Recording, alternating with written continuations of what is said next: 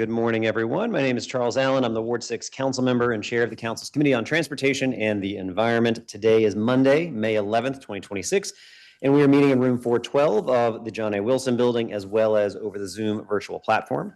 The time is now 9:40 a.m., and I'm calling to order this public oversight budget hearing of the committee.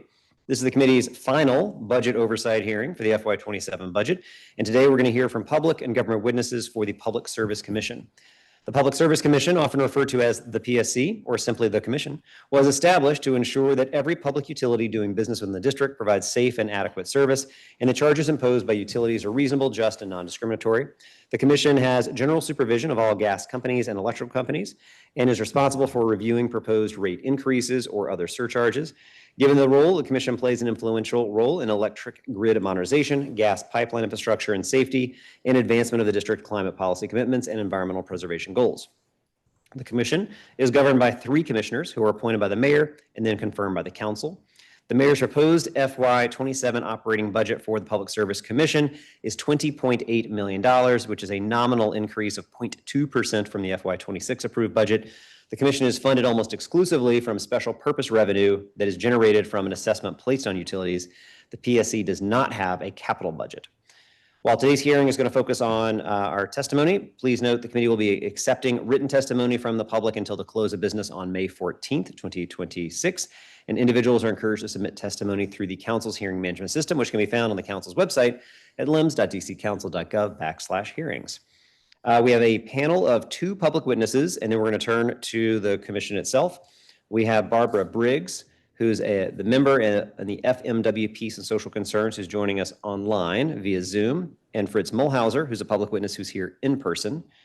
So, Mr. Mulhauser, I'll go ahead and pull you up to the table. We're going to move Ms. Briggs onto the Zoom, and it looks like she is there. All right, Ms. Briggs, we'll turn to you for your testimony first, then Mr. Mulhauser, and then we'll turn to some questions. Good morning, Councilmember Allen. Sorry not to be able to join you in person today. My name is Barbara Briggs. I am a member of Friends Meeting of Washington and convener of the Beyond Gas Climate Faith Initiative, in which our Quaker meeting is deeply involved. It's obviously truly an awful budget year, but while the proposed FY27 budget would result in the Department of Energy and the Environment losing 34 staff positions, the Public Service Commission is to keep all 90 of its current positions. That is all well and good as long as the Public Service Commission does the job we are paying it to do, including playing a leading role in managing DC's transition off fossil fuels to clean, renewable electric energy in DC homes and buildings. Managing this once in 4 generations shift is a big job, and we should insist on adequate funding and leadership expertise. We also need to assure that the resources invested are being used to implement a fair and managed transition off to a modern energy system.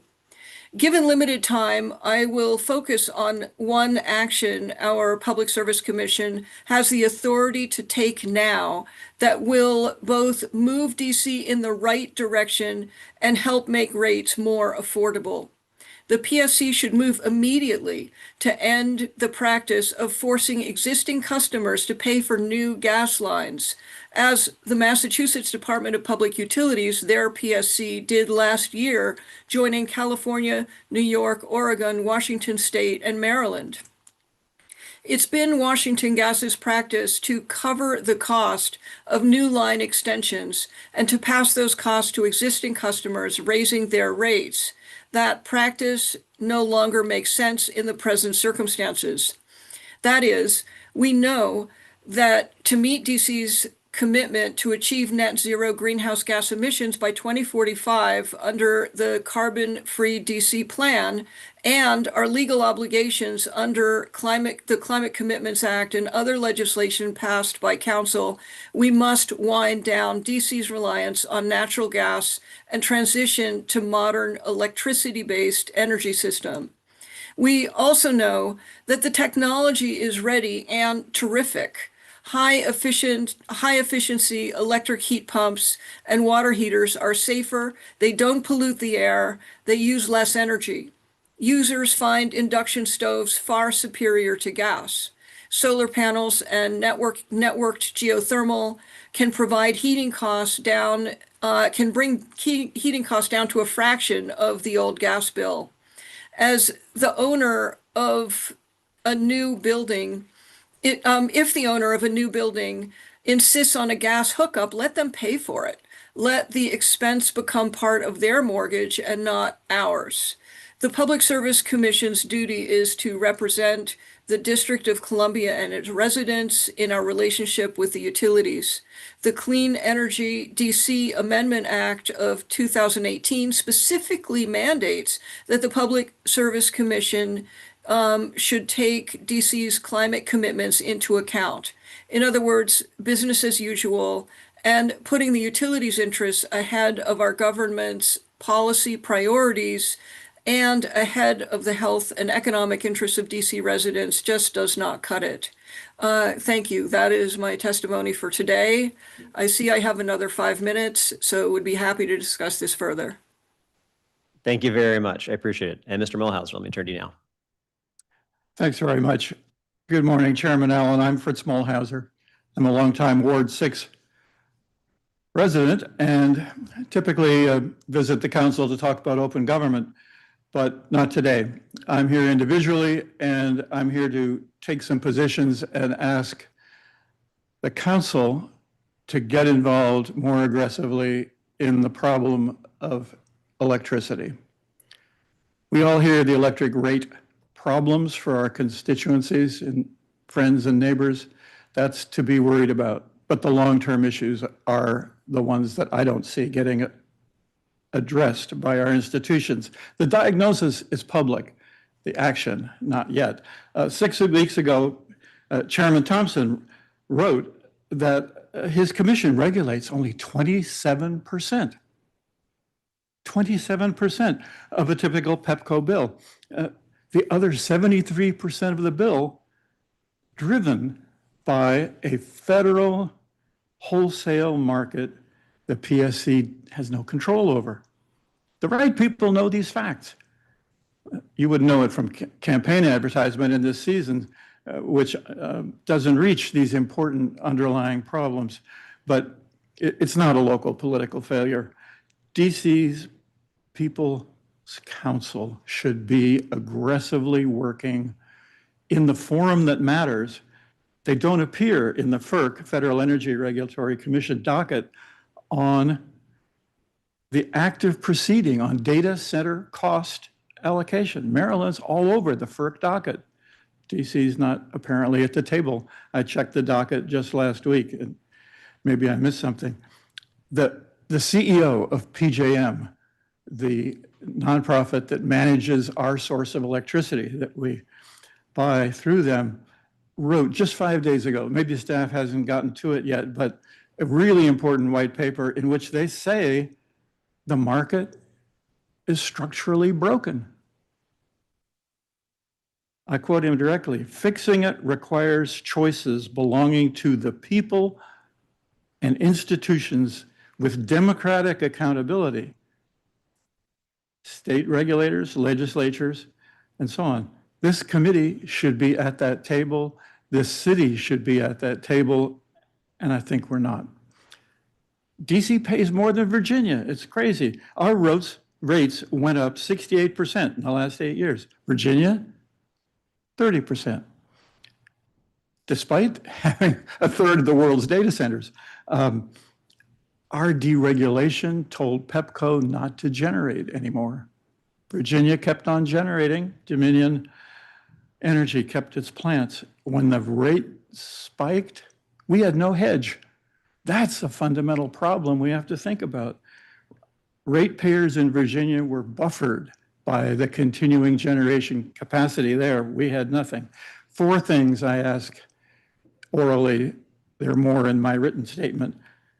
1, direct OPC, the Office of People's Counsel, to intervene in the FERC docket, which is dealing with data center cost allocation. I don't see them in that docket. They have the capability to intervene at Fork. They've done it in the past. Whatever has constrained our OPC from getting involved, you should ask about it, find the problem and fix it, because we need more aggressive representation in the places that count. Second, direct the PSC to commission a new study of alternatives. It goes by the wonky title, Fixed Resource Requirement Analysis, but it's a study of alternative ways to get power here. The last time we studied that was years ago. The prices have totally changed. The whole economics of the field has changed. We need a new study to look at how to hedge our vulnerability to that price auction that we're now screwed by. And third, ask today, is OPC resourced to do the job that it needs to do on behalf of the ratepayers? It's fine to consider help for our neighbors and friends in the short term, but we need the technical expertise of an OPC in all the forums where our electric prices are really set. California Public Advocate's Office, 200 people almost in just the Office of Public Counsel version for that state, and they think they're understaffed. You should ask today, is there a resource gap which underlies the engagement gap, that we're not at the tables? This is the moment for you to ask and to fix it in the budget. Fourth, I do have some transparency suggestions. I'm happy to talk about them, but the good information that OPC has about where your electric bill comes from and why is nowhere visible. It's on their website. Public Service Commission, in its short-term rulemaking and in the next round of tariff rulemaking, should direct a better bill information in which the share that we don't control of our costs, the 70% that comes through the auction, is explained, or at least there's a QR code linking people to where they can get the OPC good information. The chairman you'll talk to, he wrote the right diagnosis. PJM, the CEO's paper 5 days ago confirmed it. What hasn't happened is that DC doesn't have the institutional action demanded by this moment. My full written testimony gives a lot more detail and further recommendations, and I'd be happy to answer questions. Thank you so much. Thank you very much, Mr. Millhauser. And thank you to both of you. A couple of quick questions. Ms. Briggs, thank you for your testimony. And, you know, I hear you, and it's certainly something that concerns me just from a big picture standpoint as we look at DOEE, for example, which is not this hearing, but as we had that a couple of days ago, losing almost 36 FTE positions. And so looking at what is being asked of all agencies in a tough budget, I hear you and note the distinction there you make. Obviously, today is the Public Service Commission's budget hearing, so I am going to focus a lot of my questions related to staffing, funding increases, division budgets, for example. But I do agree, obviously, that we've got to continue to transition to common sense clean energy sources, and technologies are going to allow that. So just briefly, what are some of the most important strategies you think DC should be using in the short term that are before the Public Service Commission now? And to link it from a budget perspective, do you feel the Public Service Commission in this budget is resourced in a way to be able to take that action? I think that eliminating the line extension allowance would be one common sense move that the Public Service Commission now has the authority to take. I think taking the future of gas docket seriously and actually facilitating, managing that transition and working with DOEE and other DC agencies, but really taking it seriously. In other words, this is not a fuel neutral situation. We know we need to move off fossil fuels, and the fact that our Public Service Commission has really been sitting on it fairly endlessly is problematic. Does the Public Service Commission have the expertise they need? Frankly, I doubt it. If you look at the commissioner, even just the two commissioners whose terms are up this year, if you look at their backgrounds compared, for instance, to the Maryland Public Service Commission commissioners' backgrounds, you will see that in Maryland, their commissioners have decades of experience in energy management, in grid management. It's a very big difference. I think what we need now is leadership. We haven't seen a very quick ramping up of that expertise, and it's problematic. Okay. All right. Thank you, Ms. Briggs. Mr. Mulhauser, thank you for your testimony. I know you had submitted a longer written testimony, so that'll certainly be part of the full record. And as we've looked in California or other places too, we know that just market regulation alone isn't going to be the end-all be-all of controlling costs, but it certainly is a part of what we're looking at and trying to learn from other jurisdictions as well. You had outlined a couple of different asks. One of the questions I'll ask you is, you said it sounded like you had more recommendations you had on transparency, so I'll ask you that in just a second so you have a chance to explain that more. But when you talk about directing the PSC to commission a new study of alternative power generation, for example, have you looked at where the PSC has the ability to do an action currently versus when they have to be directed to take an action? Any thoughts around where you believe greater direction is necessary? And obviously, if we are going to more explicitly direct the Public Service Commission to take an action, we have to make sure they've got the staffing and the resources to do the thing that we're directing them to. But when you think about studying alternative power generation, is that something you think they could do today, or they need to be more directed to it? And then any suggestions you have around the resources to make sure they can? The questions are yours for this hearing to say, if we agree that some broader thinking about the sources of our electric supply is needed,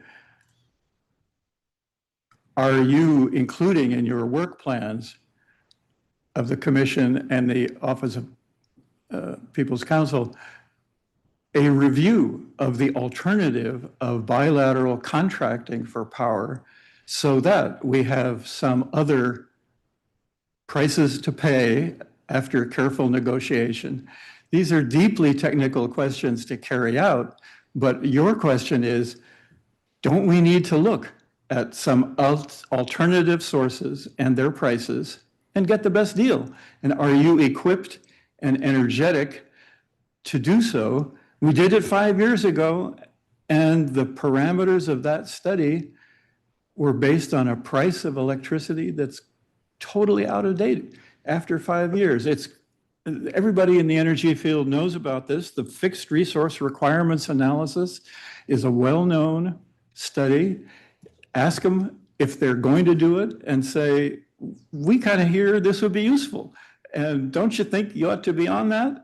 And hear from them, oh, we don't have the $500,000 it would take for the consultant contract. Well, put it in the budget. Mm-hmm. And if they say, we think the pricing mechanisms we face today are not ours to challenge, then you can have a conversation, why not? Because our customers are paying the freight right now for a market auction price system that doesn't work. And we're paying enormously for that because of our past policy choice to not generate ourselves. So the question for PSC in the long term is how to rethink the sources, bilateral contracting or new generation that we own. Yeah. You also, it seemed like you kind of mentioned several different transparency recommendations you had. I didn't get to touch on a couple of them, so I just want to give you a chance if there were any others that you felt like you didn't have time in your testimony to give that you wanted to highlight for us. Sure.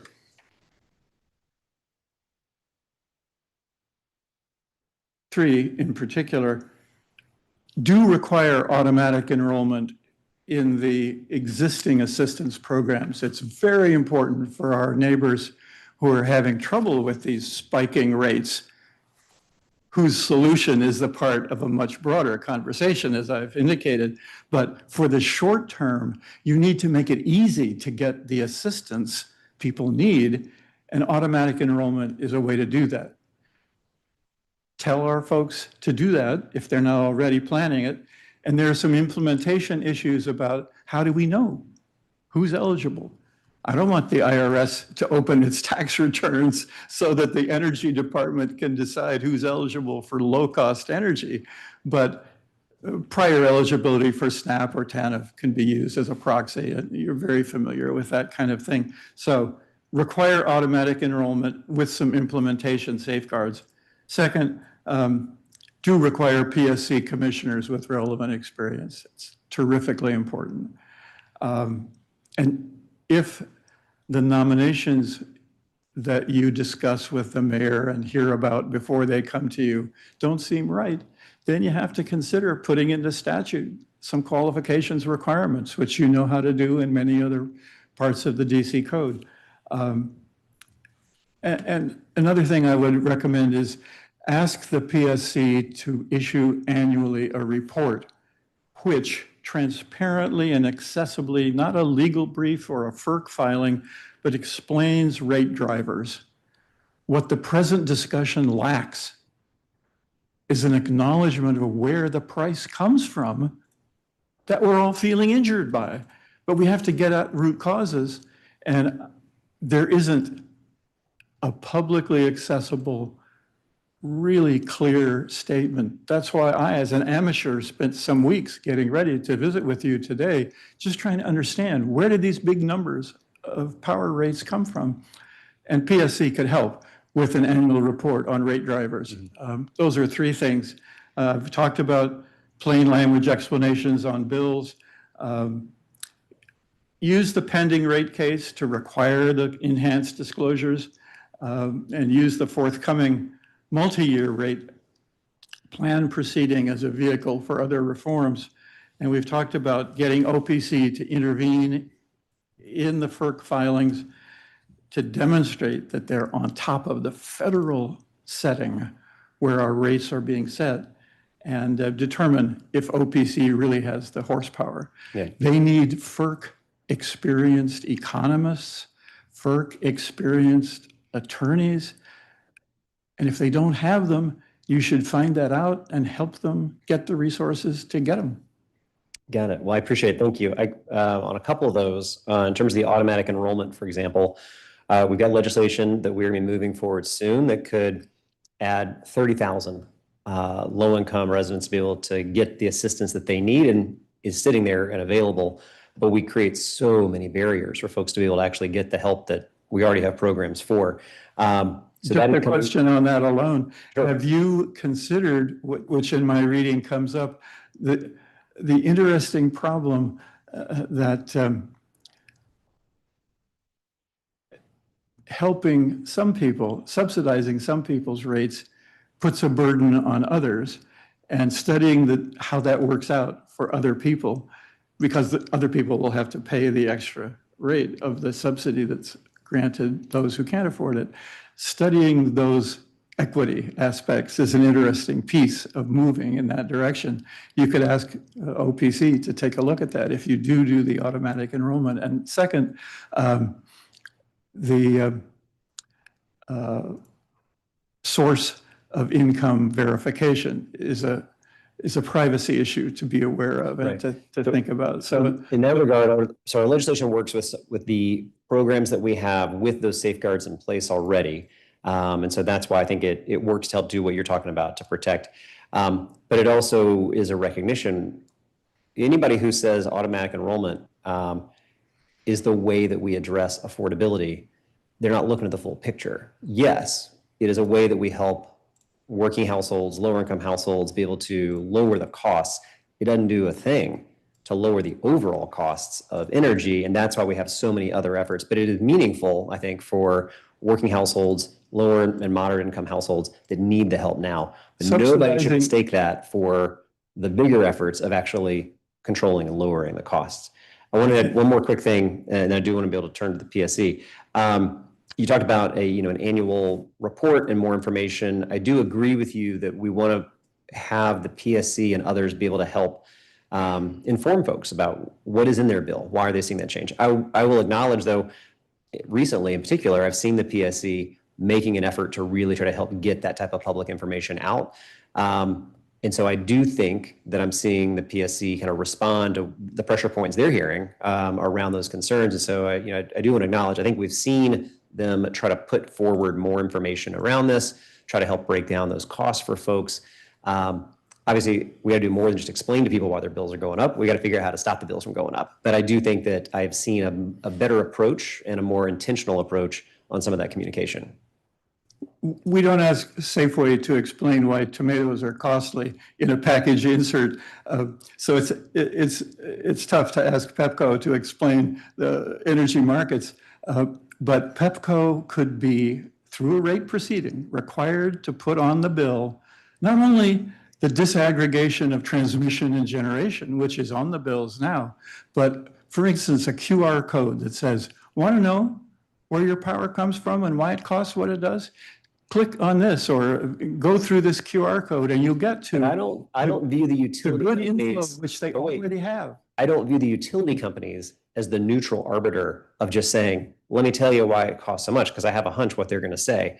That's where I think the Public Service Commission, OPC, and others who are to work for the benefit of the public are and should be a more trusted space for that information. Because the utility companies themselves, because I think we've seen it, they are certainly going to point the fingers in other ways, right? My point That's is where that the PSC is a better position, I think. OPC and PSC have good information buried in websites.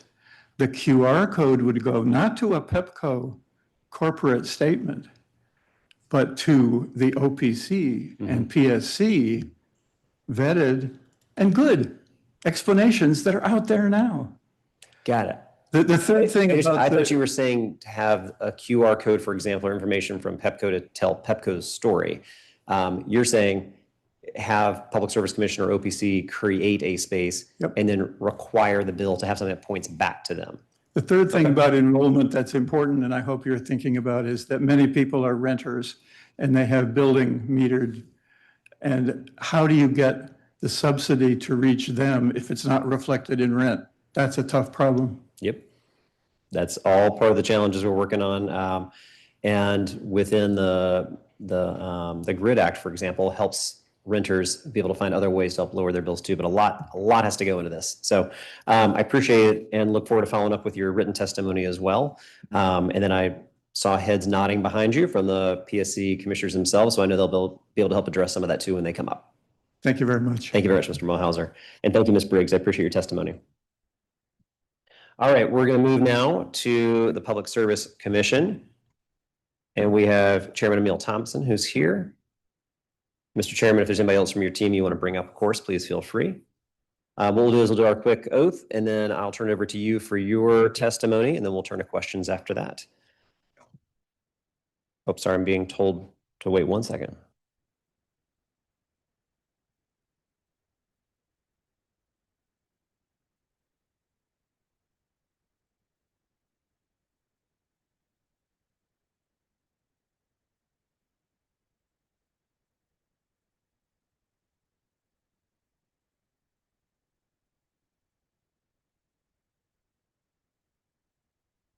Sorry, apparently we're rebooting our system to make sure the broadcast and recording is coming through correctly. So just bear with us a second. And it has been rebooted. So it is done now. All right, Mr. Chairman, let me swear you in real fast, and I'll turn over to your testimony, then we'll turn to questions after that. So please raise your hand. Committee Rule 603 requires testimony under oath or affirmation. So do you swear or affirm under penalty of perjury the testimony about to give to the Committee on Transportation and the Environment is the truth, the whole truth, and nothing but the truth? I do. Thank you very much. All right, good morning to you, and let me turn it over to you. All right, good morning to you as well. Good morning, Chairperson Allen, members of the Committee on Transportation and Environment. I'm Emil C. Thompson, Chairman of the DC Public Service Commission. Thank you for the opportunity to testify before you this morning in support of the Mayor's fiscal year 2027 budget request for the Commission. For FY 2027, the Mayor has proposed an operating budget for the Commission of $20 $20,865,694 and 93.2 full-time equivalent positions. This represents an increase of 0.2% over the FY 2020 budget and a decrease of 0.4 FTE positions from the FY 2026 budget.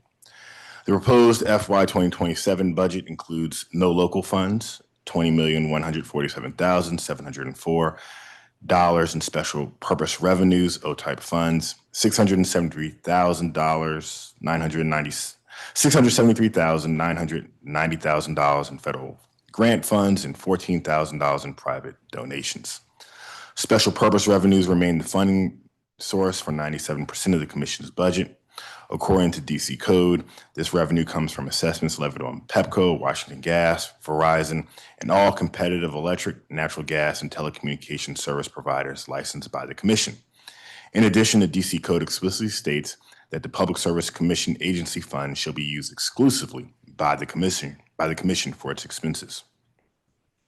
Regarding the Commission's federal grant funds, there is a net increase of $43,163 to align the FY 2027 budget with projected grant awards from the U.S. Department of Transportation for the district's Pipeline Safety Grant Program. This is why the Commission's operating budget has increased 0.2% from FY 2026. Turning to the FY 2027 Budget Support Act, it includes a subtitle called the Enhanced Consumer Protections and Retail Energy Market Act of 2026. The subtitle is designed to protect residential utility customers from bad actors in third-party energy supplier market by significantly strengthening consumer protections. Among other things, the subtitle requires the Commission to impose price caps on third-party electricity and natural gas suppliers, eliminates early termination fees, and expands reporting and oversight by the Commission. In furtherance of this subtitle, the Commission is asking for one additional FTE in its FY 27 budget that is not presently included. This request will be included in an errata letter from the mayor to council to adjust budget omissions. The new FTE will be for an economist to support implementation and oversight of the price cap, contract transparency, and reporting requirements. As stated above, the commission operations are funded through assessments imposed on utilities it regulates. The additional FTE will not change the assessment revenue expected from utilities, but the budget will be needed to adjust it to accommodate the hiring of a new FTE. Regarding the current fiscal climate, the Commission is committed to operating efficiently within its proposed budget as we remain in an era of austerity. Recognizing the importance of financial responsibility, we will continue to prioritize careful planning and resource allocation. The Commission will undoubtedly uphold its financial obligations while adapting to the economic constraints of the current environment. In closing, it is our hope that you agree with the mayor's proposed FY 2027 budget for the Commission. As currently envisioned, it will help us carry out our mission of ensuring that utilities provide safe, reliable, and quality services at reasonable rates while advancing the district's climate policy commitments. Thank you for your consideration. I'm happy to answer any questions you may have. Great, thank you very much. All right, I'm gonna probably focus for a little bit on just kind of walking through the funding sources and the operating budget, and then definitely we'll turn to the BSA subtitle in a little bit too to make sure we walk through that. So let me first start with some of our funding sources. So there's almost no change to the Commission's overall funding, but it looks like there's an additional $43,000 in federal grant payments. Yes. Relatively modest, but what's the basis of that small increase in grant funding? Correct. So that increase is to align with our federal grants. Every year, our PHMSA, our Office of Compliance and Enforcement, the gas team, there is a PHMSA grant that funds a lot of the work they do. And so to match those funds, we had to increase our budget to match those funds. Got it. All right. So that's 40. So the increase is 43,000 of our local funding to then match whatever federal dollars we get back. Correct. And local SBR. Roughly. Funding, yeah. Okay. Got it. All right. Thanks. As we noted, the Commission's largely funded through special purpose revenue. I think you said 97% of the overall budget. This may be the same grant, but the Commission received one grant from the federal government in both FY25 and FY26 to support the natural gas pipeline safety program. The Commission was awarded $477,000 in FY25, and it looks like the Commission's has a lower amount set to receive from the feds in FY26 of 98. Were we expecting more? In other words, we've seen obviously in other agencies where the federal government has either rescinded or clawed back federal appropriations, or was this an expected reduction? Checking my notes here. I believe this was expected, which is why we're budgeted for it. But this is just one thing I'll look at. Okay. Okay. We can get to specifics from you on that. Got it. Okay, thanks. And that's all related to the natural gas pipeline safety program, as I understand. Yes. Okay. All right. And is that one where the federal government grant dollars support the full costs, or that's one where we have to put up public matching to then draw down the federal dollars? We do have to put up matching dollars for that one. Okay. When we think about other federal grants, within DOE and other agencies, we always are looking at how do we help maximize federal grant opportunities or federal dollars. Are there any federal grant funding opportunities the PSC is not pursuing or not putting local dollars towards that we could otherwise have? Yeah. Let me answer it this way. I'm not aware right now of any funding opportunities for public service commissions from federal dollars. A lot of times what you'll see, at least out of the current administration, the previous administration, is grant dollars that will go to utilities for infrastructure investments. We have certainly encouraged the utilities to go after that. And they put applications, both Washington Gas and Pepco put applications in under IIJA and some of the other big programs that came out under the Biden administration, but they did not receive any actual funding. Okay, got it. Let me dig in now for a little bit for funding by division and program. This is one where we frequently will see within the budget book, it looks like large amounts of funding either being increased or decreased. Budgets are not always clear documents. And so being able to do a crosswalk and understand where and what's happening is important here. So again, despite overall relative flat funding for the Public Service Commission, there are several large funding shifts within the commission. So there seems to be an entirely new program being stood up, the Real Property Appeals Program, funded at $2 million. The single largest reduction in the commission's budget is within the Utility Regulation Services Division, where the budget book at least is showing a $5.6 million reduction to the utility regulation program, accompanied by a loss of 31.4 FTEs.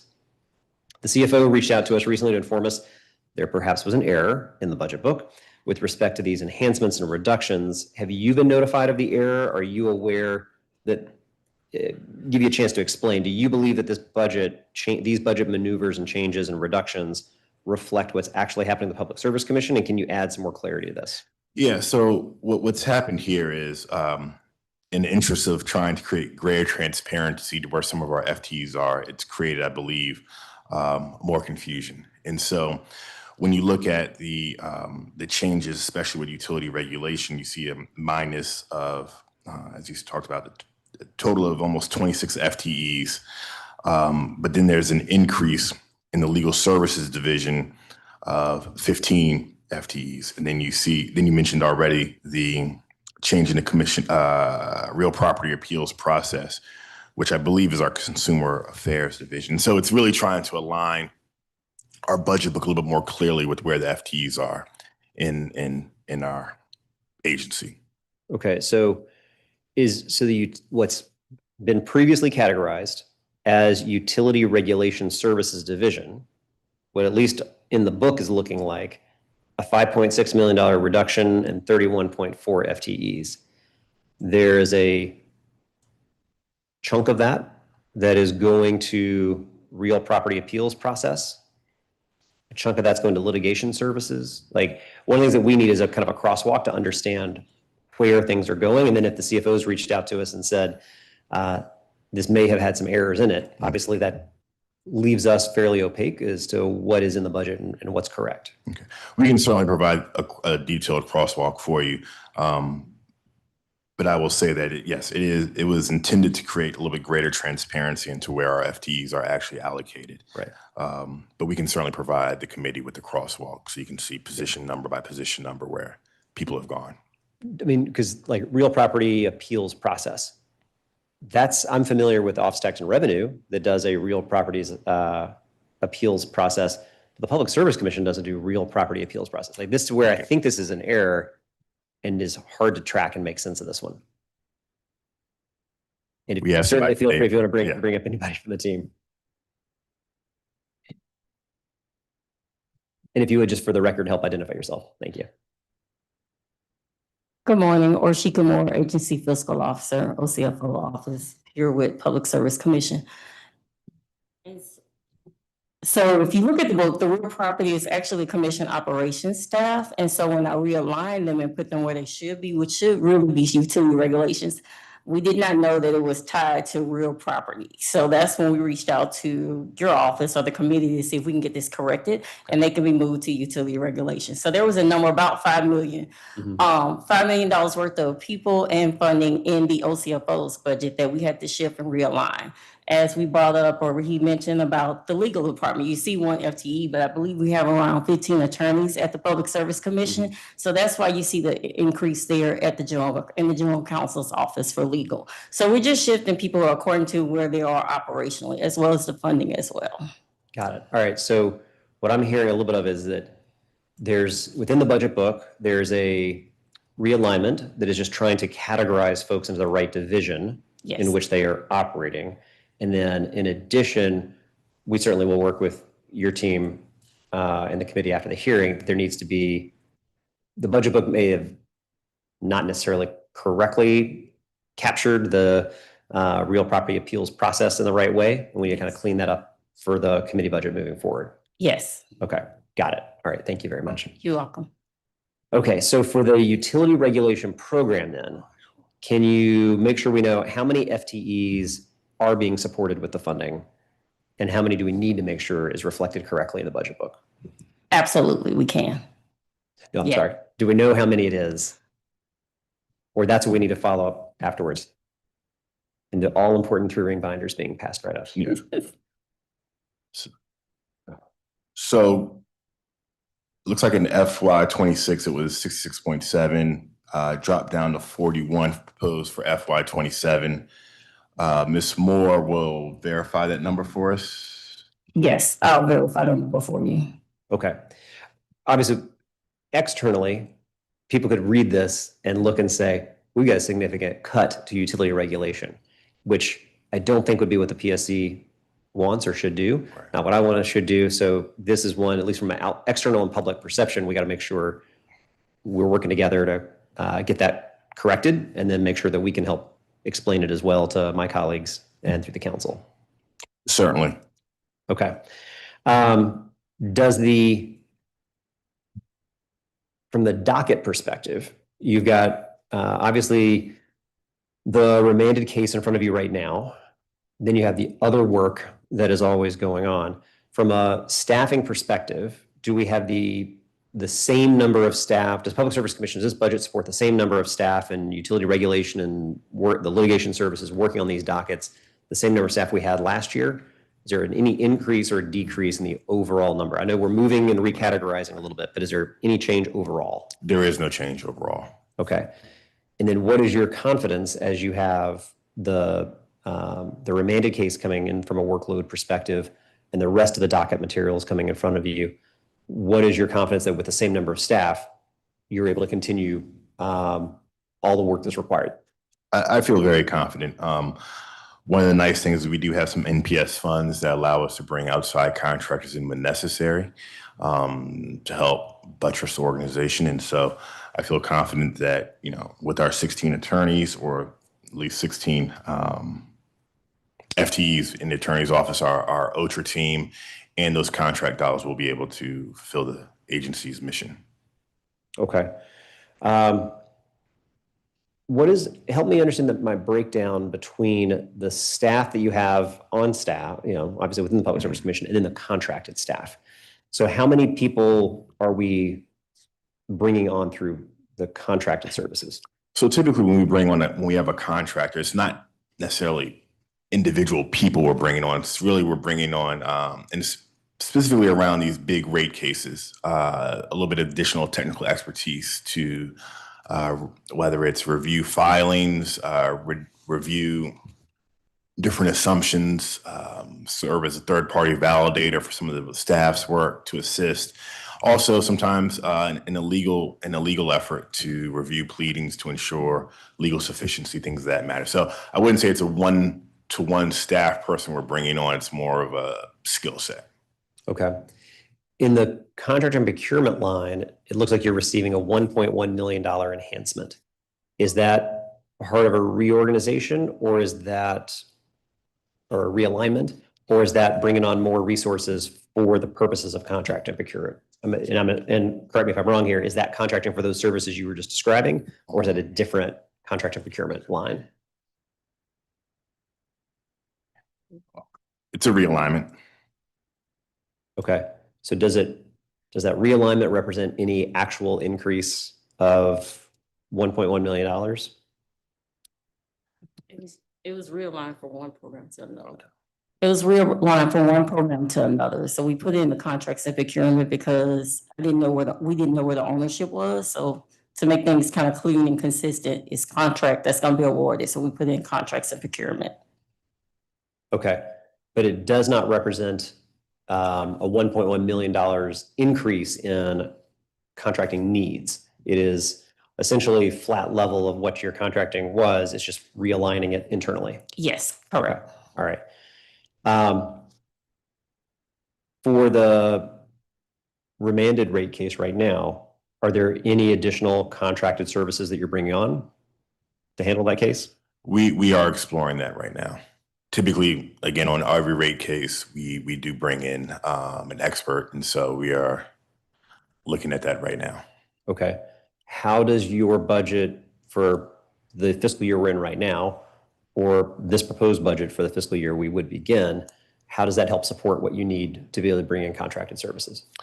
I think the quick answer is we believe that we have the money to support that. A little bit more detailed question, we can certainly talk a little bit more offline, is it depends on how we bring the contractor on, whether we tap into an existing contract or if we have to put a new solicitation out. That can certainly affect it, but we certainly believe that we have the current budget to support that. Okay. And you're not gonna have an exact dollar amount, but like from a ballpark perspective, what, to be able to bring on contracted services, for example, help us understand, like, is that in the realm of $250,000? Is it $500,000? Like, what does a ballpark look like for how much funding you have to bring in? I'm assuming it's case by case specific of Right. what you actually are purchasing or contracting for. Yeah, and let me go back a little bit because I think I should mention this. And please correct me if I get this wrong. So for certain types of cases, for instance, a rate case, we are able to assess the utilities, the cost it takes for us to, as well as OPC, to bring contractors on to help adjudicate the case. So in those instances, it's actually not coming out of our line budget. It's coming from assessments that we place on the utility. So it's coming out of the utilities budget. So you anticipated my next question, which was going to be, is this coming from the special purpose revenue that's being generated already? Right. Or is it a special assessment? Maybe it's a special assessment. Okay. Where we issue what we call a NOAFR, notice of assessment that we put out, and we say that we're assessing the utilities X amount of dollars, and then if we don't receive any comments, the utilities then deposit money in our account. Got it. How does the utility company pay for that assessment? I imagine a check. Sorry, no. Oh, sorry. What I mean is, How do they get cost recovery for it? yes. Okay. Yeah, I assume it's either Yeah. a direct line. Yeah. Yeah. I'm curious about the cost recovery for where the assessments are. Right. So there's a line item in our rate cases that contain litigation expenses associated with rate case filings, and so that's where they're able to recover those funds. Okay. I guess at the end of the day, is the ratepayer the one who's helping pay those costs? Right? Like Correct. they're doing cost recovery, so I'm assuming they're putting that on the ratepayers to then cover the costs. Yes. Okay. Why not use those costs? Like, help me understand the scale of what those costs are. Like, why not use the special purpose revenue that they're already being assessed for, that's built in and baked in? why is that not sufficient to help cover the costs? And again, you're going to help educate us here. Like, how much are we talking about is for a case? So I would have to, and I would have loved to provide you a little more detailed breakdown, because again, this is not just PSC's who does this, OPC does it as well. It's written into the statute. And so I don't know off the top of my head what OPC's costs are. To answer your question as to why the typical agency funds aren't sufficient, I don't have what we spent on FC 2011-76, but rate cases.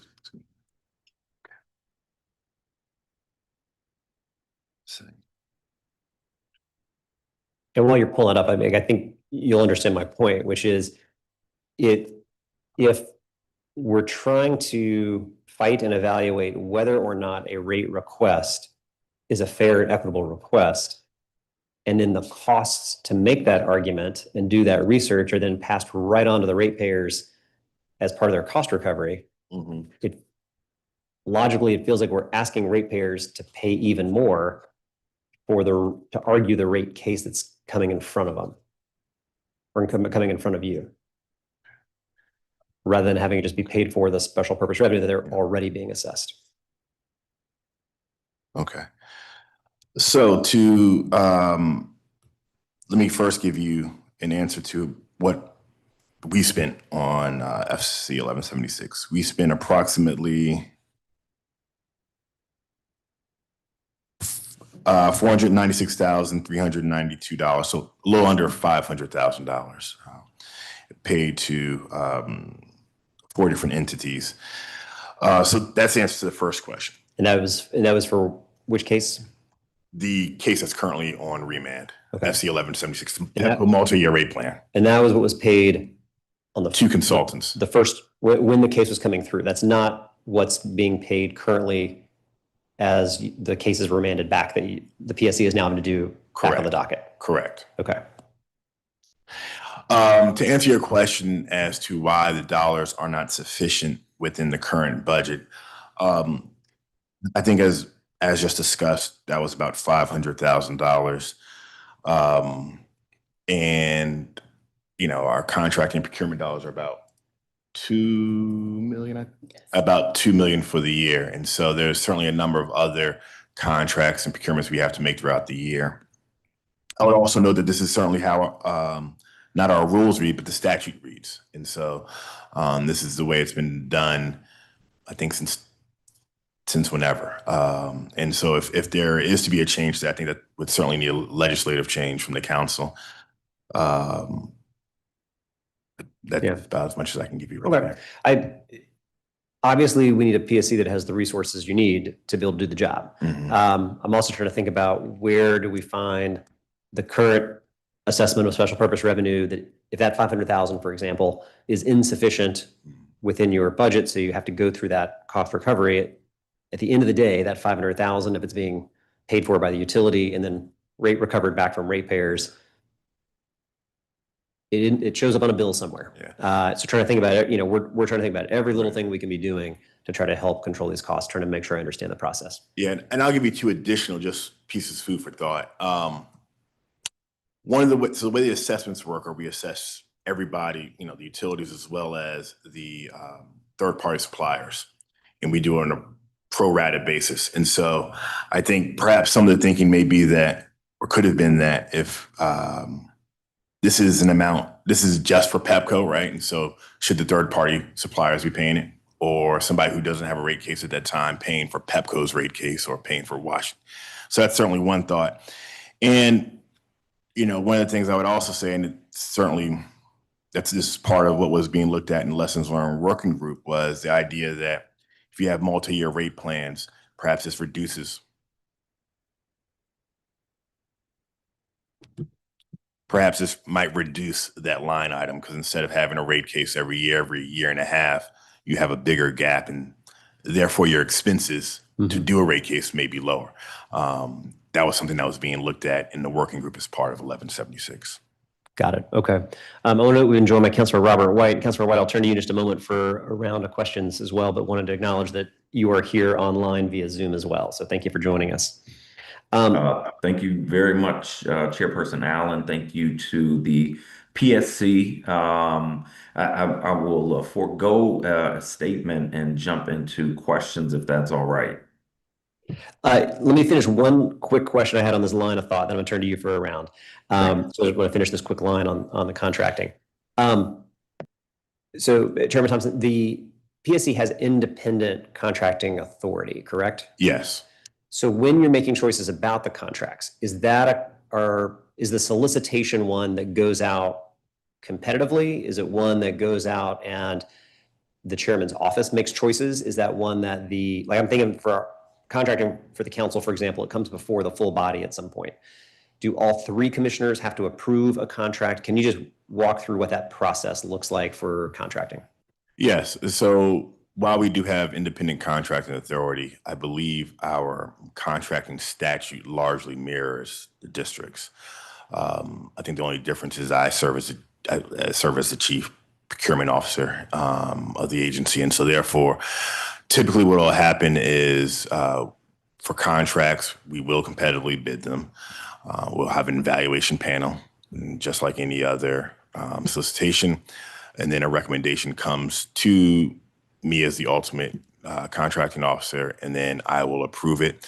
The biggest difference I would say is in terms of contracts through the governance board, pilot projects governance board, we follow a little bit of a different process just because that's set up a little bit differently with monies from the merger. And typically, I believe either all three commissioners either vote on it or we assent to it, something of that sort. But I would say that's the one that's probably a little bit different than the general contracting matters. Okay, and is there any sole source contracting or are all contracts competitively bid? I think we do some sole source contracting in accordance with district government procedures. So I think it's like for low dollar amounts and things of that nature. But there is, I'm certainly not aware of any large contracts that are done in a sole source. And if you would like, we can certainly get you a copy of our procurement regs. Yeah, that'd be helpful. We can follow up afterwards. Okay, now let me turn to Councilmember Robert White, who's here for a round of questions. Thanks so much, Chairperson Allen, and thank you, Mr. Thompson, for being with us. So when I'm talking to people around town, increasingly these days, biggest concern they have is utilities, and people are frustrated, people are angry. The increase in utility rates, especially Pepco, are unsustainable. I can't see most of us making it if rates continue to increase at this rate. But when I'm sort of, out and about and I see somebody from Pepco or PSC or one of the other utilities, what they want to do is explain to me why the rates are so hard.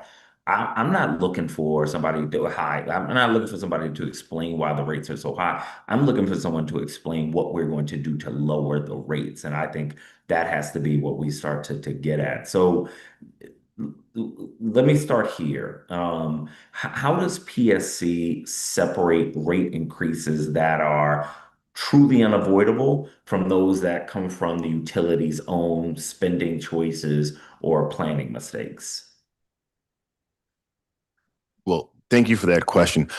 So typically rate increases come through on the distribution side by the company filing an application, right? And then at that point, you certainly have all the institutional stakeholders, OPC, DOEE, the federal government, AOBA, DC Water intervene. And that kicks off a very intense process that typically takes, I would say, no shorter than 14 months, right? It's an extended court case, thousands of pages of filings to determine what the appropriate revenue requirement is for the utility, and then how that revenue requirement is then allocated amongst the various classes, residential, commercial, large commercial, et cetera. And so that's the primary way we go about looking at the rate increases. One of the things that we see and we know is that we only control 27% of the bill as opposed to 73% that's controlled by outside forces.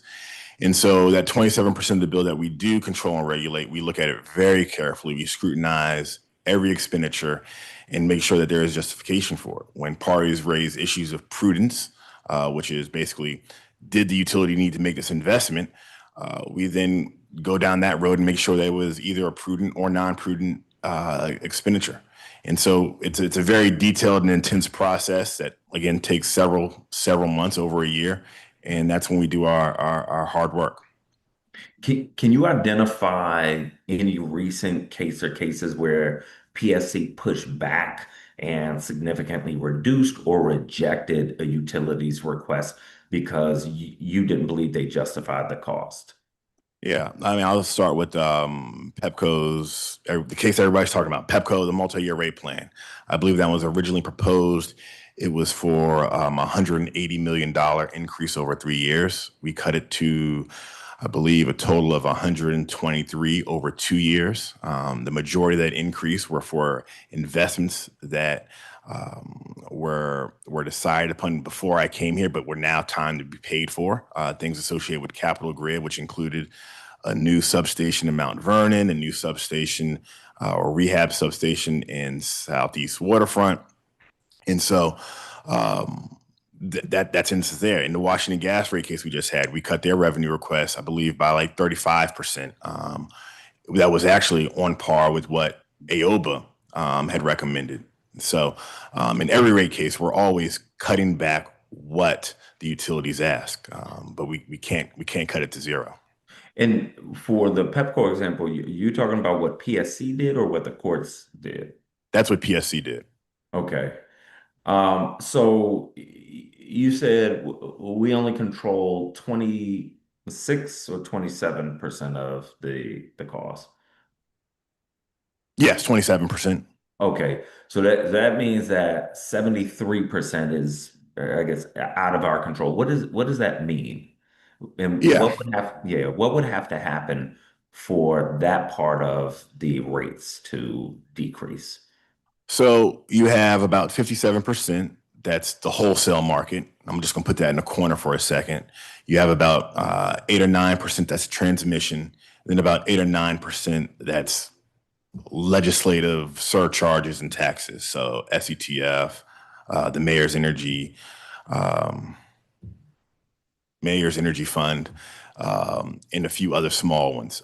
The biggest thing I would probably say, so transmission costs are about 8%. Those are wholly regulated by FERC. FERC sets up the cost allocation. The regional grid operator determines, or Exelon, the parent company of Pepco, decide when new projects need to be built, typically either for reliability or other needs, and then they get that cost recovery approved from FERC.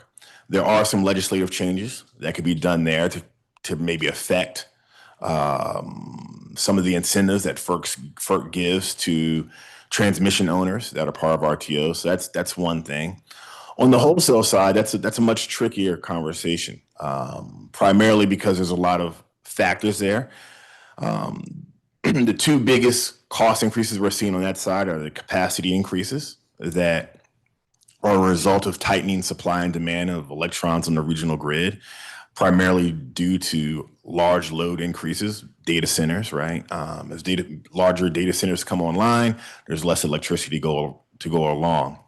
The other part of it is our compliance fees associated with our Clean Energy Act. And this is always a tough conversation because when you talk about these, some people confuse talking about the fees associated with commitments to having 100% electricity by 2032 and 15% electricity coming from DC by 2041.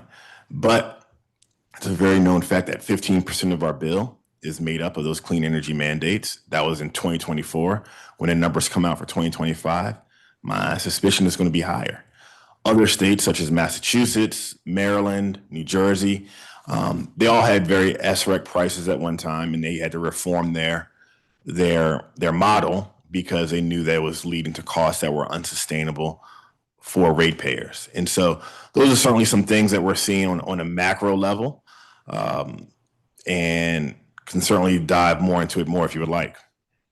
So, but if and when we convert to cleaner energy like like solar, renewable energies. Won't that reduce the overall cost for the users? So like a good lawyer, I'm gonna answer it. It depends. So the individual user will, yes, they will individually see lower costs. But unless we do it in a smart and sustainable way, and when I say that, I mean by pairing with battery, long duration battery, you're gonna still need to rely on the regional grid for power. Because just like today, it's rainy outside. We Mhm. can't say that there's no power in DC because it's rainy and the solar panels can't produce, right? And so we have to make sure that we're not only incentivizing solar at the right level, but also battery storage to build that redundancy so that we can then reduce our overall usage at any given time on the regional grid.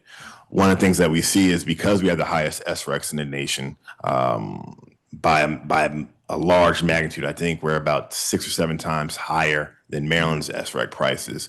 It's just causing that disconnect for ratepayers. Let me switch to last topic before my time ends. So on multi-year rate plans, many jurisdictions have found that MRPs increase rates and weaken cost discipline. What evidence does the PSC rely on to conclude that multi-year rate plans are actually helping DC payers? That's a great question. So, as part of 1176, we did a few things to, and it's kind of moot to talk about it because, as you know, the case has been remanded. But one of the things that we did as part of 1176 is we had a lessons learned working group to look at that exact proposition right there, right? Is it fulfilling the promise that they say? Now, there are some jurisdictions that have moved away. There are certainly some other jurisdictions who have been doing multi-year rate plans for a longer period of time who have stuck with them. I think it's all about having the right kind of mechanisms in place, making sure you have the right safeguards, so not allowing reconciliations for the utility to come back and get additional money at the end of the rate plan, which is something that we don't do. Ensuring that there is a cost, basically a cost credit that go to ratepayers if the utility is over earning, which is what we had in our rate plan. And so I think there's certain things you can have tailored within your rate plan, that multi-year rate plan, to protect customers, but it has to be done in the right way.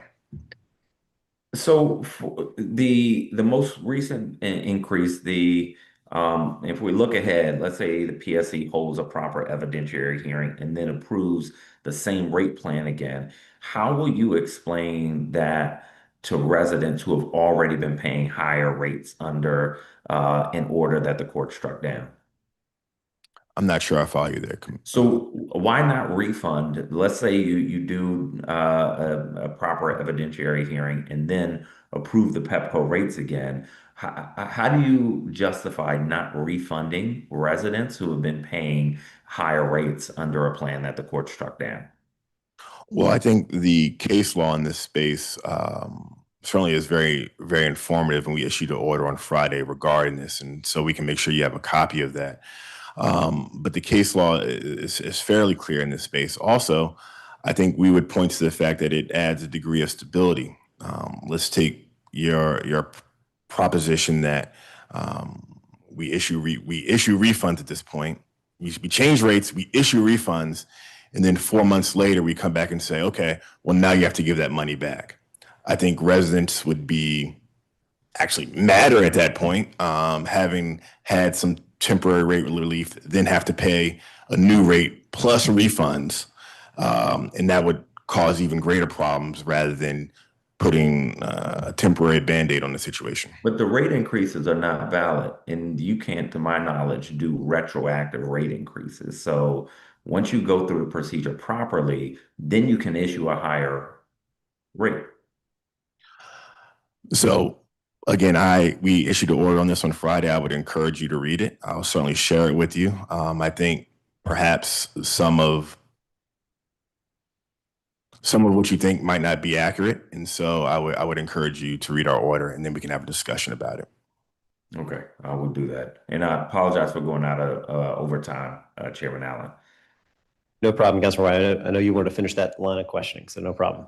Yep, thank you. All right, thank you. I'm going to turn to vacancies for a moment. Yes. All right, so the budget notes, I believe, 7 current vacancies. Is that correct? Yes. Okay. Is there any specific part of the organization where these vacancies are housed? In other words, is there a place where those vacancies are having a greater impact than others in terms of operations? So currently, as I look at it, we have, like you said, 7 vacancies. And it actually might be updated. Now we have 6 as of May 1st.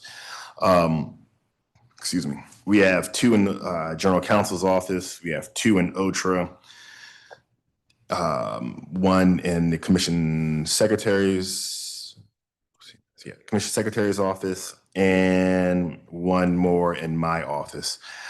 I wouldn't say these are necessarily impacting work. I think it's always good to be fully staffed. I will note, 6 vacancies is the lowest we've been, certainly since I've been chair, and even actually since I've been on the commission. I think we talked about this performance oversight here, and we've benefited to a great degree of, unfortunately, some of the federal layoffs and the general economy to really be able to staff up and get some high quality staff. Okay.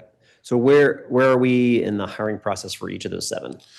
So in OCMS, this is a program analyst position. There's a contingent offer of employment that's out. In the 2 positions in the General Counsel's office, one is in the interview stage, and we have to post the other. In the OTRA, Office of Technical and Regulatory Analysis, there is one that one's in the interviewing stage, and the other one is awaiting action from the hiring manager. And then the one that's in my office is on hold for the time being. Okay. So as we think about vacancies, and we're going to get to the BSA in just a moment, but why do we need to request an additional FTE if we have 7 vacancies currently? Why can't any of those vacant positions help fulfill what the PSC feels like it needs to implement the BSA? Yeah. Well, first thing I'll mention is certainly with the FTE, it's our belief we just need the authority to have the FTE. We think we can absorb it within our budget. So Okay. Let me make That's helpful. that clear. Thank you. And primarily because, our organization just doesn't have extra people that we can assign for what the BSA calls for. We think we need an economist, somebody who can really do the deep dive on the numbers and ensure compliance. And a lot of the other positions are positions. So one is the chief of Office of Infrastructure and Systems Planning, another sustainability officer. I mentioned 2 attorneys, program analysts in the Office of the Commission Secretary. And so we view all those as mission critical positions. And so we would want to hire somebody specifically to do the duties as described in that legislation. Got it. Okay. So I guess I'm jumping ahead for a second then on the BSA, but for that for that FTE position, you believe that you need just the authority for the FTE, but you have said you would be able to absorb the costs associated with salary and fringe. Yes. Okay. All right. Got it. That's helpful. Okay. When we look at, the commission obviously has highly technical work, highly legal work. So when you look at the different staff that's working on audits, financing, we talked about the contracted services. You've got budget analysts, you've got economists, you've got different people that are on staff. Is there a specific type of employee or skill set that you are contracting for on a fairly regular basis that would make more sense to bring in-house and have that be a position? Or are you finding wide variability in the skill set you need for that you contract for? It's a matter of it being not only just wide variability, but also on specific instances, right? And so I like to use a rate case example. We like to staff up for the rate case because that is something that's very intense, and it may just be for a certain portion. It might be for the revenue analysis or building a model to figure out how that revenue is then distributed amongst the classes. We don't need somebody or a set of people to do that for the entire year. We just need it for that particular time, for that point in time in the case. And so as opposed to staffing up and having people who would then not have something to do for the entirety of the year. It makes, in our mind, more sense to have it just that limited contracting capability. Okay. If we were to see, I'm not sure, as you talk to peers and other public service commissions, if the district moves to more and more multi-year rate cases, which would mean higher peaks perhaps of demand on staff time, but also a multi-year rate case is that. So you're not having a rate case every year, you're going every 2 to 3 years. Does that mean that the agency over time is moving more towards that type of contracted staff support to handle the intensity of one case rather than the continuity of if we were going through, every year or so? Yeah, when I talk to my colleagues across the nation, you just have different operating concepts. Almost all of them are funded through SPRs, but some of them rely more so on contractors than others. For instance, I think like the Delaware Commission, certainly the commissioners are part-time. And so then their staff, they rely heavily on contractors. Kentucky come to mind. Some commissions, for instance, Pennsylvania, they have a lot more utilities because they also regulate water. They have about 5 or 6 different electric, 5 or 6 different gas. And so they need to have more capability in-house because they're doing multiple rate cases a year. They also have suspension statutes, which means you have to turn them around a lot faster. And so I think it's sometimes hard to compare commission to commission just because the business varies so much. I'm not sure if that answers your question. Yeah, a little bit. I mean, I'm trying to think, obviously, what parts of the district's experience is unique, and then where do you find parallels in other public service commissions? It just seems that if we are moving more to a multi-year rate case, that would be time intensive, certainly, but that the frequency of the intensity would get more spread out, which feels like that would move you more towards a contracting model where you need to ramp up for a high intensity, but then there's longer periods of time where you don't have that intensity, and that means less permanent in-house staff. Right. Is that logical to see that flow of increasing contracted services and decreasing permanent staff? Yes and no. And perhaps I think it's actually my fault because I shouldn't have given you this example. Because remember, we assess the utilities for that. There's still a lot of work that we do within the commission that I would say is pretty steady, that still requires contracting work. Also, you have Washington Gas that does not use multi-year rate plans, and I don't want to also presuppose that we're going to be strictly going to multi-year rate plans. So, I think there's a lot of ways the contracting could ebb and flow. Okay. All right. From the staff that's there to help look at and analyze or audit submissions from utilities.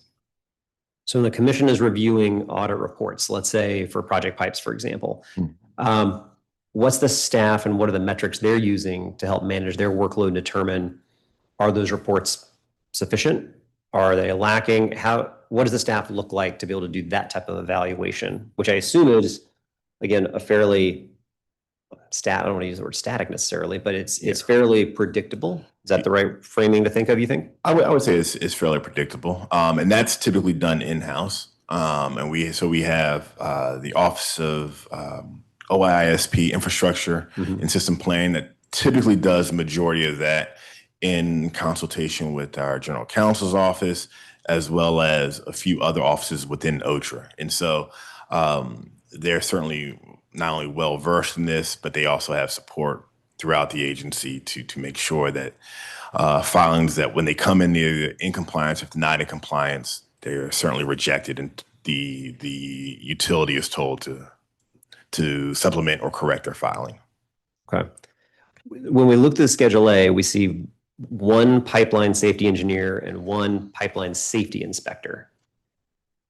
Does that represent the in-house expertise needed, or are there other people who are doing that type of work? And I guess, one, am I reading it correctly that would be the folks who are doing that type of audit and analysis? or is that found in a different section or division? So it's found in a different section. Those positions that you're referring to there are the positions that are in the, it can be confusing, but those are the positions that are in the Office of Compliance and Enforcement. And so those inspection people are people who go out to sites to make sure digs are done correctly. They'll do spot visits as Washington Gas is doing replacements to ensure that they're using the best protocols.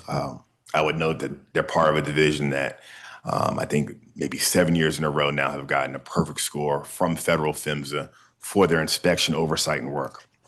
Got it. All right. So those folks are inspecting work sites and spaces. That's Yes. different from doing the analysis and auditing. Okay. Correct. And so the people who look at using the project, let's use DC, project pipes, whatever it's called, that is in the Office of Infrastructure and Systems Planning. It's a 5-person office. You have a chief, and then you have basically a head of the gas side and head of the electrical side, and then you have some people that support each of them. And so they're the ones who are doing the reviewing of the project list. And they're also, again, supported by other people outside, right? Because not only do you have project lists, but you then have estimates, which then call into play some of the review by the economists that we have on staff. And so it doesn't live specifically there, but they are certainly the ones who take the lead on it. Got it. Okay, that's helpful. All right, let me turn to the BSA subtitle for a moment. So I will say I was pleasantly surprised to see this subtitle on consumer protection, third-party energy suppliers. We heard some testimony at the hearing, but seemed like relatively folks in support of it. So the subtitle requires Public Service Commission to set a price cap for third-party suppliers of electricity and natural gas, requires standard contract terms to be published, and prohibits early termination fees. I think this is something that Public Service Commission is supportive of based on your testimony. It's also a serious issue that the OPC and OAG have been tracking closely. It's a fairly lengthy and technical subtitle. While I appreciate hearing the support in the public function so far, as well as from yourself, pose a similar question to DOE. Why do you believe the executive is choosing to take this action on third-party energy suppliers now, which is through an abbreviated process through the Budget Support Act, versus introducing permanent legislation to gather more input from stakeholders? Yeah, I think the mayor is doing this because she recognizes the urgency of the situation, right? So when we hear about, or we hear about the high electric bills, I think those have spiked, and this is certainly anecdotal, but it's certainly my belief that a lot of the spiking has happened with those who have had third-party suppliers. And one of the reasons why is there is typically more price volatility that is locked in with those, because those contracts aren't necessarily hedged for the customer in times of higher explosive growth. So when you look at the SOS that DC had, the SOS service through PEPCO, it's a 3-year product to kind of help level out price increases. At the same time, price decreases. But what happens as a result is if a capacity price spikes, you don't feel that all at one time. You feel it levelized out over a 3-year period. It's our understanding that a lot of the third-party supplier contracts don't have that same type of hedging built in. And so when you get those capacity spikes, those pass customers right away. And as a result, they are feeling, in many instances, the brunt of these costs immediately. And so we think this is a great consumer protection item for customers and allows them greater protection. Got it. Okay. Have you received feedback from other stakeholders on this? Again, we've heard public testimony that not from a large number, but from a couple of folks who were supportive of this. Are there any other stakeholders you feel like need to be encouraged or involved so that we're hearing this? I think this BSA subtitle makes sense, but I also recognize the BSA is an abbreviated process, so we often try to really go over to make sure that we're getting that feedback. Well, I think you've had certainly input from the institutional players in terms of government agencies. The BSA primarily affects residential customers. Well, actually, I think it's only for residential customers, correct? And so the large amount of third-party suppliers in the district do business on the commercial level. It's only, I believe it's only 20% for residential homes. And so, I mean, I think if you have the main institutional players who have commented, I'm not sure if there's been any input from the third-party suppliers, but that would perhaps be the only entity that I can think of that's not had an opportunity to speak. Okay, got it. Is the Public Service Commission precluded from setting a price cap for third-party suppliers without this BSA subtitle? I mean, obviously the BSA subtitle is more directive, right? So it's directing the PSC to do something. Is there anything precluding the PSC from taking this action should they choose? I'd have to research that. My initial thought would be we do not have the power. And the only reason why I say that is while we certainly certify them, we don't regulate them, right? And so, and using that distinction between how we do with the utilities. And so I think there would certainly be some questions as to our authority to set price caps on it. But I don't know that for sure. I could certainly have some people look into that and get back to you. If you could, I'd appreciate Okay. it. It'd be helpful. Within the BSA subtitle, outside of the third-party piece, there also seem to be some additional reporting requirements for PEPCO in the subtitle as well. Do you know if the utility was consulted by the executive beforehand? I do not know. Okay. Do you have any concerns or issues around the reporting requirements that are laid out in the subtitle as well? You know, I think my thing with reporting requirements always are, you know, we need to make sure that the reporting requirements actually lead to something. And so ensuring that the reporting requirements are being either reviewed and action is being taken. But, you know, reports that go places and just sit and collect dust are never any good. Okay. So should I hear your testimony as support for the third-party supplier language, but I don't hear you as strong in support of the reporting requirements? Or help me translate what I'm hearing. No, you're not hearing me say that. No, we're certainly supportive of both. I just like action. So Yeah. let's use those reports to make sure we're meeting the intent of the legislation and the intent that the executive has in mind. Okay. And similar question around what the PSC's authority is today, exclusive of this BSA. Does the Public Service Commission have authority to require that reporting information from PEPCO today? I believe we do, yes. Okay.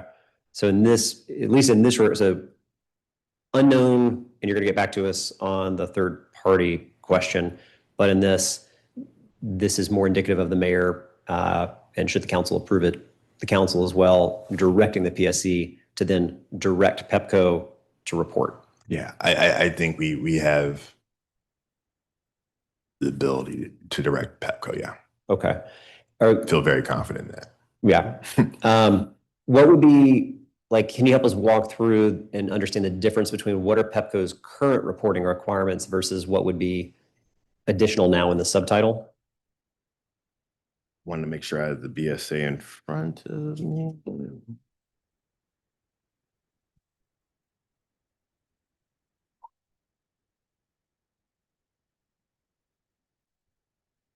I don't have the exact legislation in front of me right now, so I cannot give you a walkthrough side by side, but I can certainly have that to you before the end of the day so you can.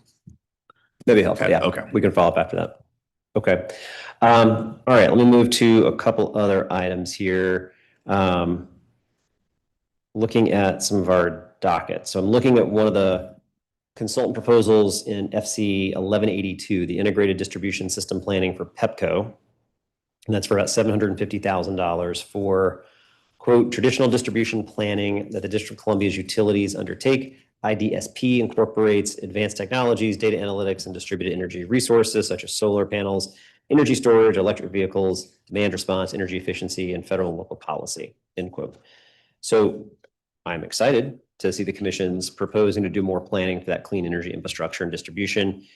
I'm curious for all the dockets, how much of this analysis is conducted again by consultants versus in-house? So is this is something where you need to bring in consultancy using this specific case versus using in-house capacity? Correct. Okay. For a contract like this, is this does the contract roll year to year? Are they typically 1-year contracts? Like what is, from you of receiving what you're looking for, that expertise that you're trying to pull in, is it the turnaround 3 months, 6 months, or it's going to vary specifically for each case? So this is one I believe is going to vary on the case because part of the contract certainly involves dealing and working with the stakeholders, and so and so it's going to be also based upon how the process moves. And so it would not surprise me if this does end up being a multi-year because it could drag and then there needs to be a final report. And so we would want the consultants on. And so to your point, this is a great example of being able to scale up because while we still need to do the day-to-day work of the commission, ensuring proper oversight of the utilities, this gives us the additional capacity to then move this distribution system planning framework forward in a timely manner. Okay. And since this isn't in response to a rate case, right? This is an initiated docket item. Does that mean that the funding for the contracted services comes from that special purpose revenue and from the PSC's general budget, or is it coming from a different place? I am fairly certain this is I'm 99% sure this was a special assessment on PEPCO. So this is outside of our dollars. Okay, got it. If you could, I trust the 99%, but if you could get back to some listening. We'll double check that. Okay. What does the breakdown then look like? Are there any other contracted contracts for that type of expertise or specific service that's not going to be then a rate recovery and through a special assessment? It sounds like the majority of what you're talking about of contracted services are going to be through a special assessment. So Ms. Moore reminded me that pretty much anytime we get a consultant related to a formal case, that's going to be a special assessment. So that's kind of a demarcation there. Okay. Anything else we typically use with our own contracting dollars. Got it. Okay. And if you're reliant on this type of contracting for different expertise and skill sets, what does the internal contract management look like for PSC? Again, you've got independent contracting authority. So you go through that process. You talked about roughly mirroring the district's process. Yeah. But from a contract management perspective, then if you've got multiple contracts going, what does your contract management system look like? Yeah, so we have a 3-person contracting team at the commission, led by a very incredible, very capable person who's been doing contracts in DC for over 20, 30 years. She leads a team. She then reports to the deputy director, deputy executive director, who then reports to the executive director. So you have that line of oversight there. You also have contract managers. We often do contract management training that's, I believe, offered through OCP. Make sure our contract managers have that understanding of the contracts to ensure that we're in compliance and that they're managed in an appropriate way. Okay. When we look at, and Councilor Robert White asked about this a little bit, talking about the multi-rate case that's back in front of the PSC now. We talked about this a little bit earlier when I was asking through from a staffing perspective, and I think you said you don't feel like you need any additional staff resources, that you have the staff resources and budget necessary to run through that that case remanded back to the PSC, correct? Yes. Okay. What is so that people also can have a sense of what this next process looks like?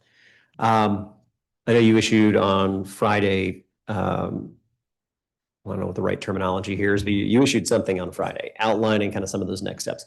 What is a expectation that people should carry forward about what the timeline looks like? In other words, is this a process that will take 3 to 4 months, Is it 6 to 9 months? I know you can't predict exactly what the timeline looks like, but to give people a sense of what to expect. No, thank you. And I think it's a very good question. And so, as you may recall, we had issued an order saying that we're going to have hearings beginning tomorrow, May 12th. Both DC government, OPC, and AOBA had all filed motions to either stay or extend the procedural schedule for a number of reasons that we felt to be compelling. And so as a result, on Friday, part of our order not only maintained what rates are for the time being, pending the outcome of the case, subject to adjustment, we changed procedural schedule. And so now the EPCO is required to file additional testimony. Give me 1 second here. So I want to make sure I give you the correct dates. Piece of paper, there it is. PEPCO is required to file additional testimony, and the hearings will now occur in October.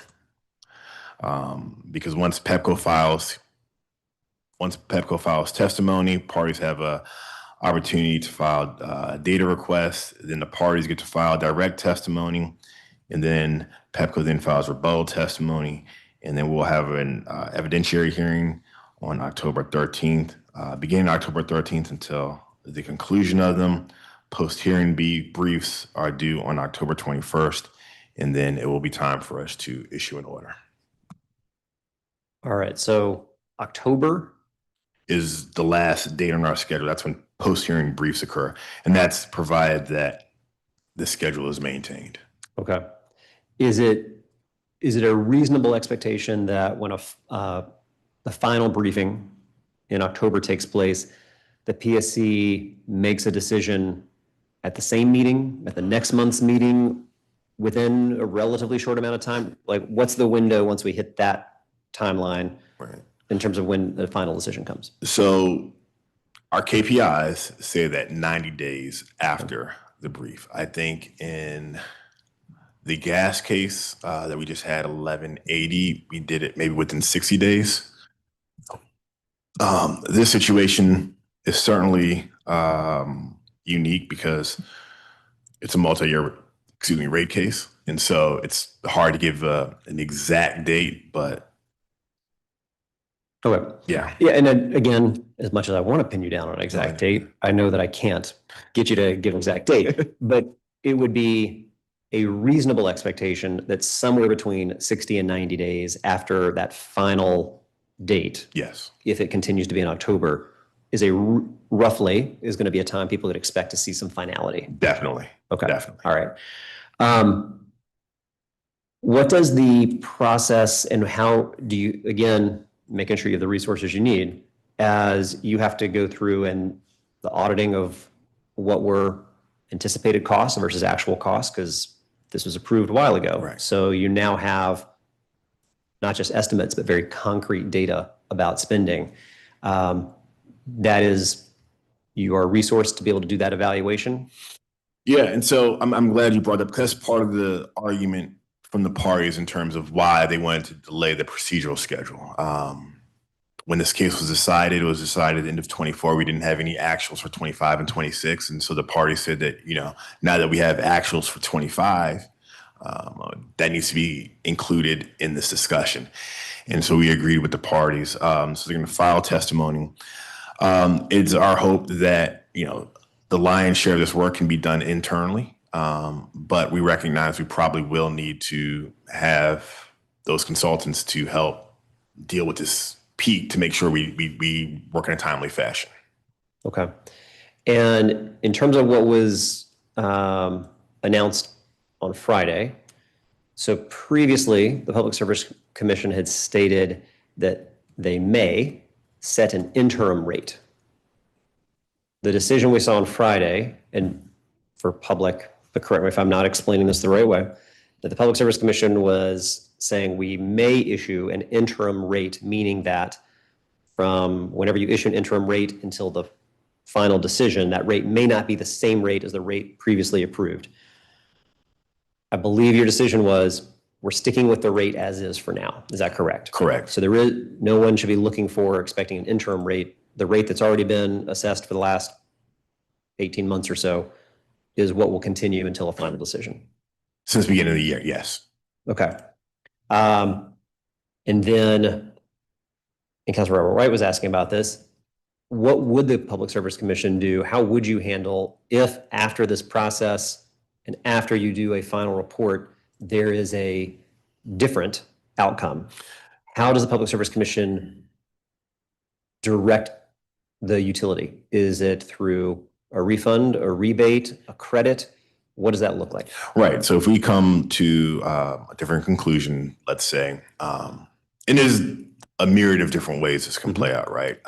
The revenue requirement can stay the same, and we accept AOBA's argument that the cost allocation is wrong. That could cause an increase for residential customers. We could say that it's the same, and so there would be no action taken. There could be a number of different ways. But if there is, in fact, let's say a credit, when we issue our final order, we would say that PEPCO is directed to issue credits to ratepayers and have them detail and probably file some type of status reports about how it's being done. And it would be a very clear process, and we would give very explicit directives and would probably start some type of outreach to make sure that customers knew these credits were coming and what they needed to do if they had questions about them. Okay.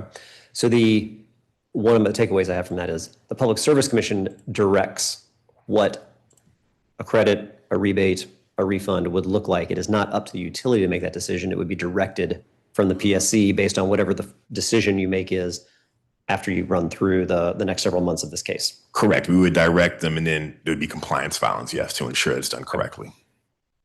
All right. Got it. All right. And because I've asked multiple times, you don't need any additional staff or resources for that work. We do not. All right. Or let me say, we have the plan to take care of it. Okay.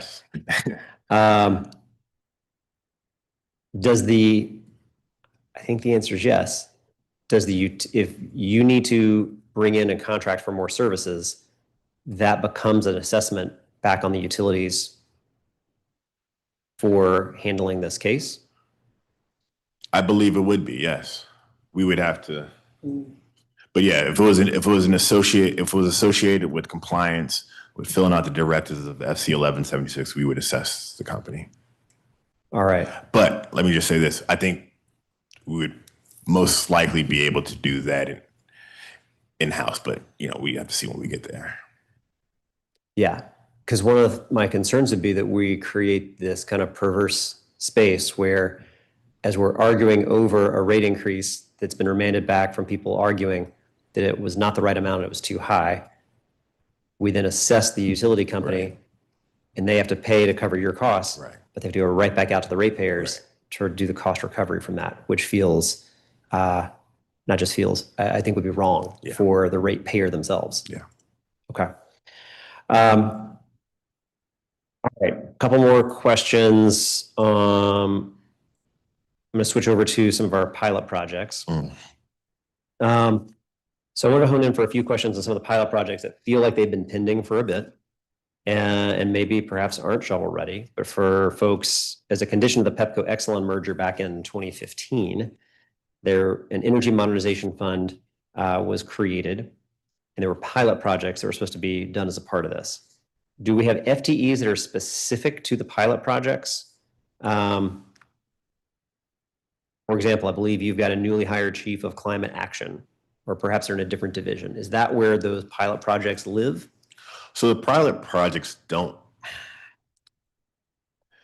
so the pilot projects aren't actually effectuated by the commission, right? So there's a pilot project governance board made up of a number of members in the community, as well as I think representatives of DOE and a few other places, who vote, who've developed the pilot projects, mostly developed the scope. We then issue them, and then they evaluate the projects, and then a third party is the one who actually gets them going, right? And so I don't necessarily want to say they live in the Office of Climate Action, because our role in there is primarily as a contracting vehicle.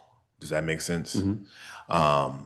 And so the first pilot project, the geothermal one, was 2 grants were given to 2 different companies. One company is well on the way. They're making amazing progress. Some of the other ones are in different phases, and I don't know where my notes are here for the pilot projects, but they have moved along at a good speed. Mhm. I think there's only one that is yet to be awarded. Don't know what I did with my. Do we, while you're looking for that, do we have a breakdown of if the merger required $21.5 million to be set aside in the Power Path pilot projects, how much of that's actually been expended? Yeah, And again, these aren't PSC funds, to be Right. clear, but you're helping oversee? yes. I thought I had a whole section. Oh, wait. I apologize. I can give you a little bit here. I think roughly looks like maybe about 5 million of it, a little bit less, has been awarded thus far. About 3 million for the solar aggregation and advanced inverter project, and about 1.75 for the 2 heat pump pilot projects. I know the microgrid solicitation is still underway. And the VPP is still underway as well. So money hasn't been dispersed for those, but about 5 million of those dollars have been dispersed on actual projects. I want to make sure that I'm hearing it correctly. Mhm. So of the $21.5 million that was required by the merger, approximately 5 million has been expended Correct. for a merger that took place in 2015. 2015, 2016. So in 10 years, less than 25%'s gotten out. Yes. So who, as you noted, no, these aren't $21.5 million sitting in the PSC bank accounts, but the Public Service Commission oversees these, Right. correct? So like you, I'm somebody who, like you said about the report, you don't want to report this just for the sake of a report, you want to do something with it. Why would we be at a decade later, only 25%'s been expended? Yeah. So I can only talk about my time as chairman, right? And so when I came in 2020, none of these monies had been expended yet. And I don't even think we had a contract that was out for solicitation yet. Since I've been here, we got the first one out the door, which was the community heat pump. Like I said, we actually have steel in the ground. Those projects are moving. That was about 1.75. With respect to the solar aggregation and advanced inverter, 3 million has been dispersed there. So those both have happened since I've been chairman. In the last 2 projects, I believe, like I said, those RFPs have been issued. I know there were certainly delays because these weren't issued all at the same time. They were issued sequentially. So as one got issued, then the next one became ripe. Is it as fast as I would have liked? No. I can say that definitely. I don't think it's a fault of any particular person or entity. I think it's just not moving as fast as it should be. And so Does it, from an oversight perspective, does it live somewhere? Like, is there a division that this project or oversight of it lives within the PSC?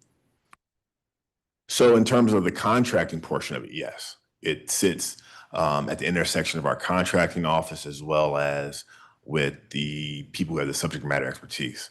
I mean, I love a good contracting officer, but typically they're helping make sure the contracts are legal, the things are going the right way, right? They're not setting the pace or setting the vision of this is how we want to expend these dollars. This is the policy goal we're trying to achieve. Right. And so that right there lives with the Pilot Project Governance Board. They're the ones who determine the projects, who determine the pace at which it moves. And so part of this is also working in consultation with the governance board to ensure that it's moving in the right direction. All right. Pilot Project Governance Board. Yes. All right. Who's on the governance board? Oh, And if you I don't can- know all the people off the top of your head, we could follow up. But I can certainly get you a list of them, but you do have representatives of DOEE. I think you have some people from the community who are very engaged and involved. So there's a number of people. okay. But are they direct? Do they get to direct the projects, or they're there to try to help Oh, give advice? They're the ones who have voted on the projects, the type of projects, who have developed rough scopes for the project, who evaluate the project solicitations when they come in. So they are. This isn't just a check the box type of board. They're a very active board. But I mean, they're a volunteer board, though, right? Correct. Yes, they are. Okay. So they don't live within Public Service Commission, They do not. No. but they also don't direct PEPCO. They don't. Okay. All right. So I'm not sure how much power rests. They evaluate the projects, Mhm. right? And so, But they can only evaluate what comes to them. correct. Like they're not saying, in the next 60 days, I need to see X, Y, and Z. They will review what comes to them. Right. The solicitations, yes. Right. So where does the power rest to say, this is the commitment, the 21.5, these projects have to move forward, get it to the governance board for their review?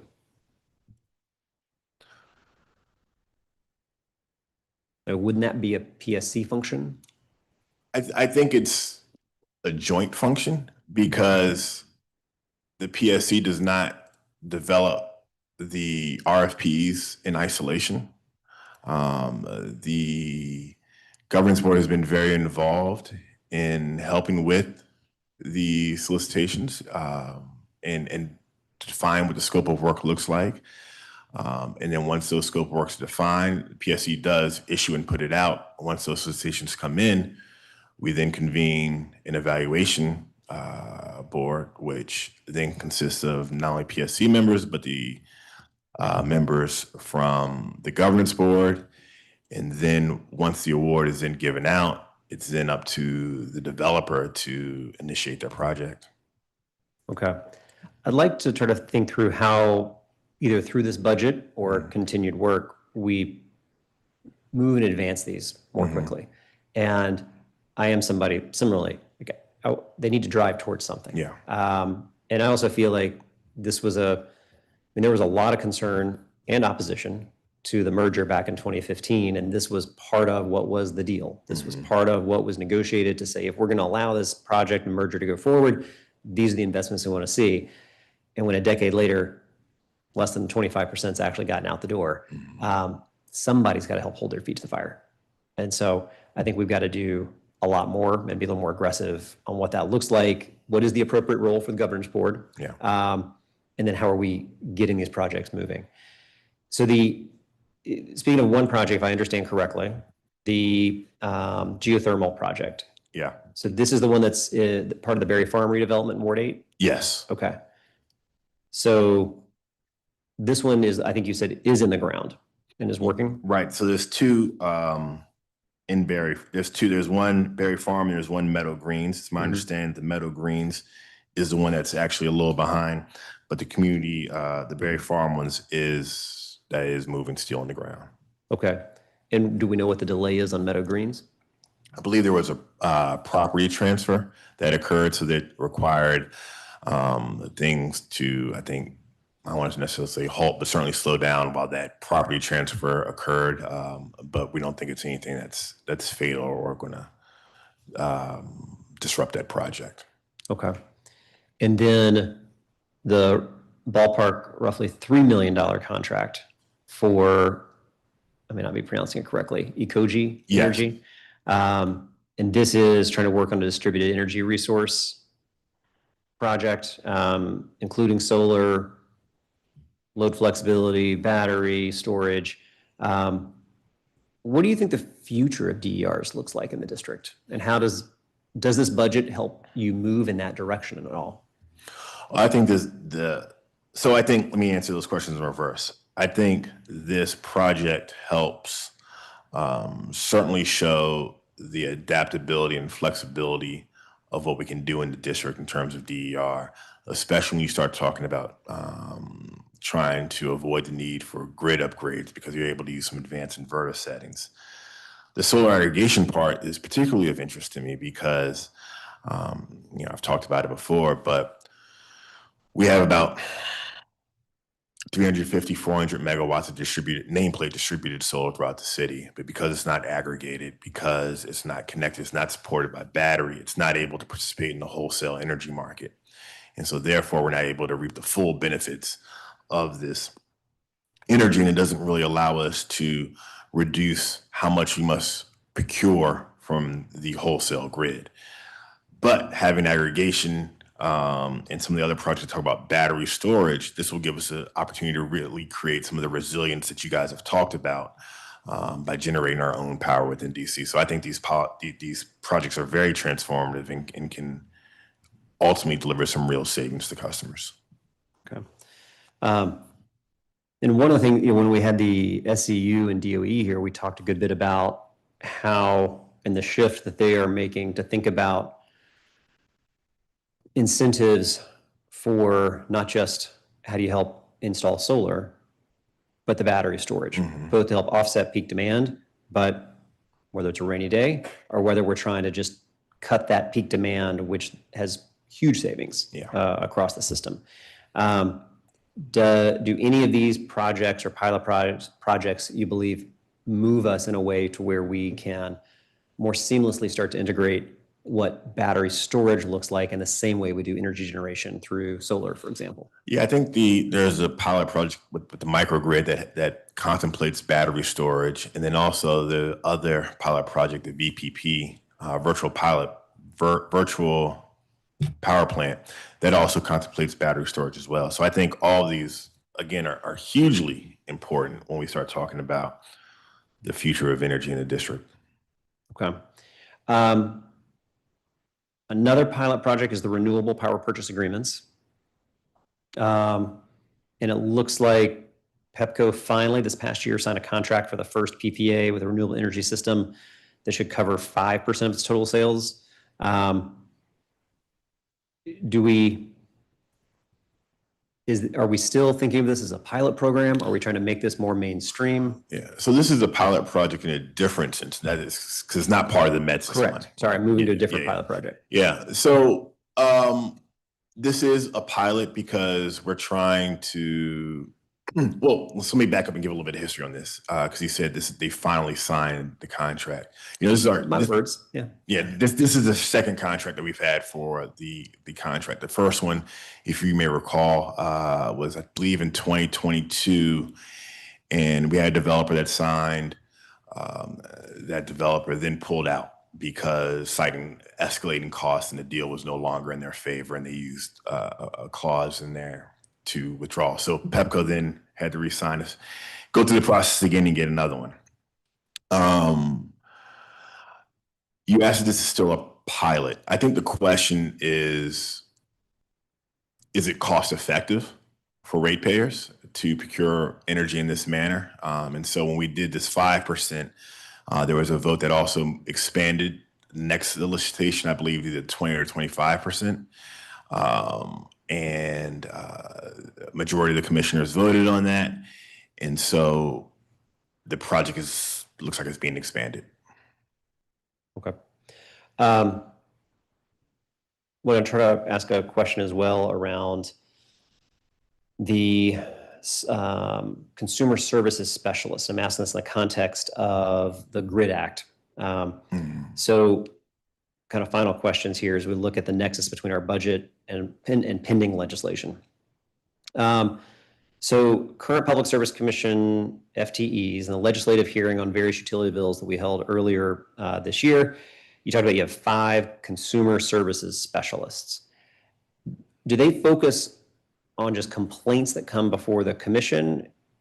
Or is this, like, for example, is there one who's dedicated towards solar interconnection issues?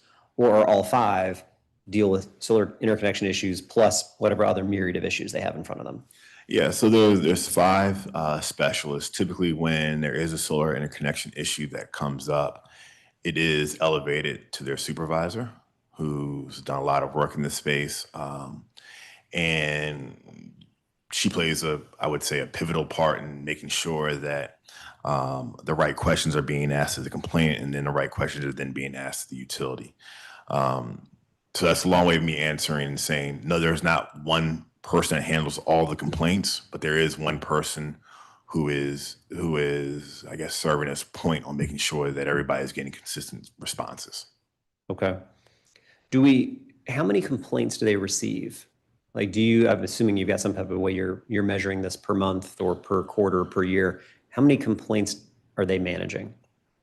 I do not have overall numbers right now for you, but I can provide you a breakdown of overall complaints as well as solar interconnection complaints. And the solar interconnection is what I'm really getting at as well. Because I think they are sometimes a little more complex to navigate, but at the same, which is probably why you're talking about having the supervisor get involved and helping navigate those.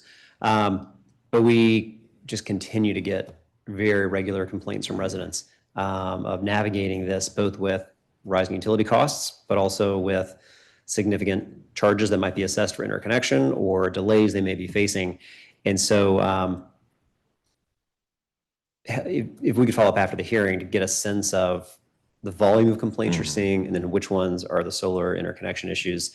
Because one of the things that I find is that the residents, one of my general rules is when I am getting and receiving complaints, it's indicative of a larger problem. Because not everybody has the time, the capacity, the wherewithal to say, you know what, let me call my council member, let me email my council member. So when I'm getting a good number of the similar complaints, I know it's actually representing something that's probably a little bit bigger in scale. And so making sure that we both help empower and resource your consumer specialists to be able to know how to navigate this, have the resources they need. And then on the policy side, we're looking to figure out how to fix it. Yeah, definitely. Okay. All right. I don't think I have any other questions right now.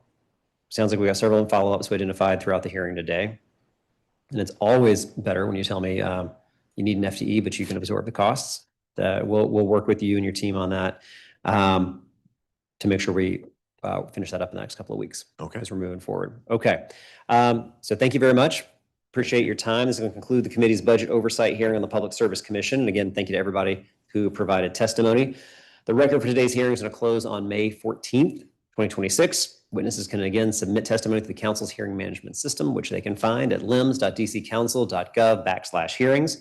Until that time, the next scheduled meeting of the committee will be when we actually, I believe, mark this up. And so that'll be on May 22nd. And so we've got 11 days to get all this done. Okay. So there being no further business for the committee, the time is now 11:44 a.m. and this budget oversight hearing at the Committee on Transportation and the Environment is now adjourned. Thank you. Thank you.